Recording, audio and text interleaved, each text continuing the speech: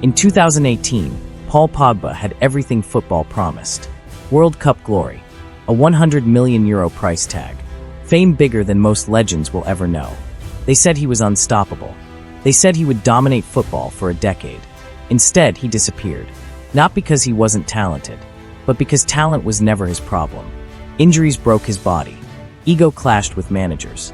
Lifestyle distracted his focus. And then came the rumors football didn't want to touch. Witch doctors, betrayal, family extortion. Headlines replaced performances. Excuses replaced consistency. No Ballon d'Or. No iconic legacy. No second act. So here's the uncomfortable question no one wants to ask. Did football fail Paul Pogba? Or did Paul Pogba fail football? This isn't a tribute. This isn't sympathy. This is the brutal story of how a €100 million dream collapsed in real time.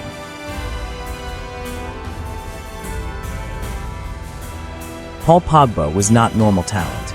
He was built different, physically, technically, mentally. At Juventus, he didn't just play football. He dominated it. Power to bully midfielders. Technique to glide past them. Elegance that made the game look effortless. At just 22 years old, Pogba was already doing what veterans struggled to do. Controlling matches, deciding outcomes, humiliating defenders with confidence that bordered on arrogance. The football world agreed on one thing. This wasn't potential anymore. This was inevitability. They called him the next great midfielder. Some went further. A future Ballon d'Or winner.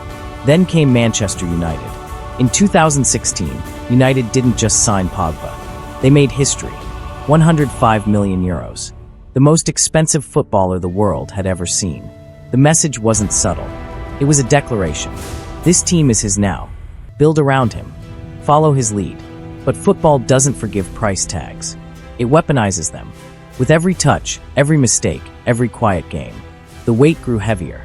Because at €105 million, you're not allowed to grow. You're not allowed to adapt. You're expected to arrive perfect. And from that moment on, Paul Pogba was no longer just a player. He was a symbol, a gamble, and a burden no human being was ever meant to carry.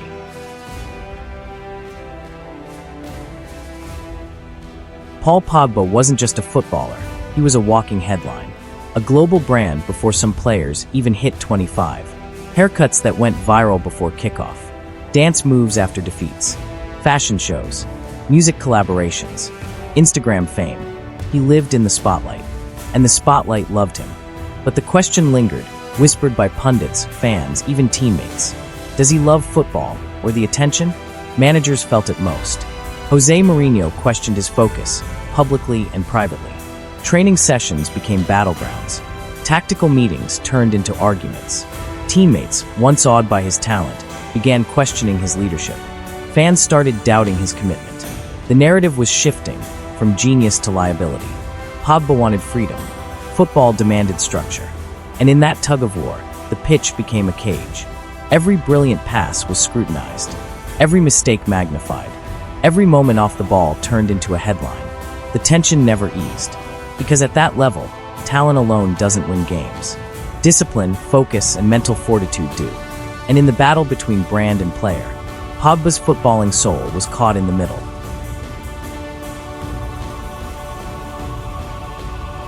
Then came the injuries. Not one, not once, but over and over again. Hamstrings, ankles, knees, muscles that once powered greatness now betrayed it. Each injury took more than time. It took rhythm, confidence, fearlessness. Pogba would rush back. Because €100 million players don't get patience. They get pressure. One game back, then another setback. Weeks became months. Months became seasons. And football doesn't wait. While Pogba recovered, the game evolved. Younger midfielders ran harder, pressed faster, offered consistency over brilliance. The moments of magic became rarer. The pauses longer. The questions louder. Was he injured? Or was he finished? Because in elite football, availability is everything. And once you're unavailable long enough, the myth fades. Slowly, quietly. Paul Pogba stopped being untouchable.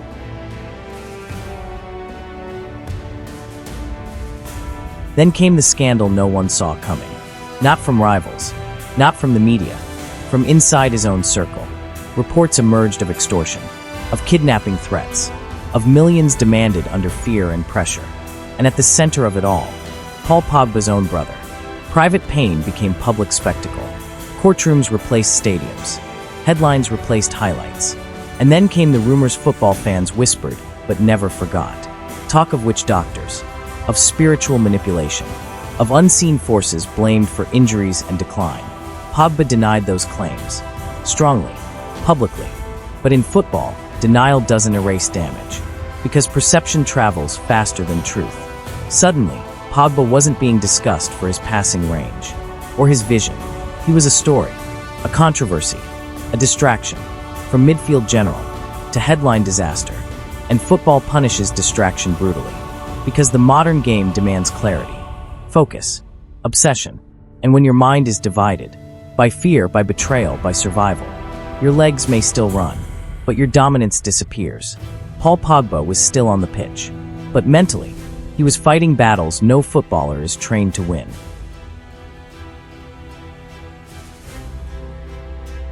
Just when Paul Pogba needed a reset, football shut the door. Not another injury, not another setback, a suspension, a doping ban. In one announcement, Pogba wasn't just sidelined, he was erased from the game.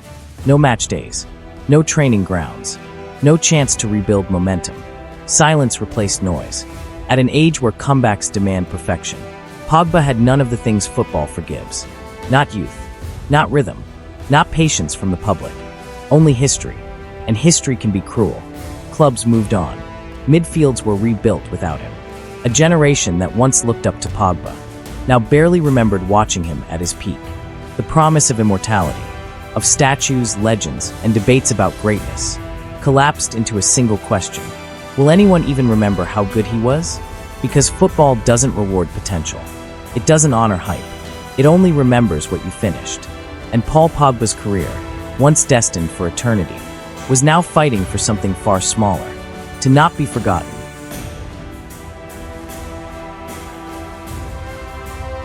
Paul Pogba did not fail because he lacked talent. Talent was never the issue.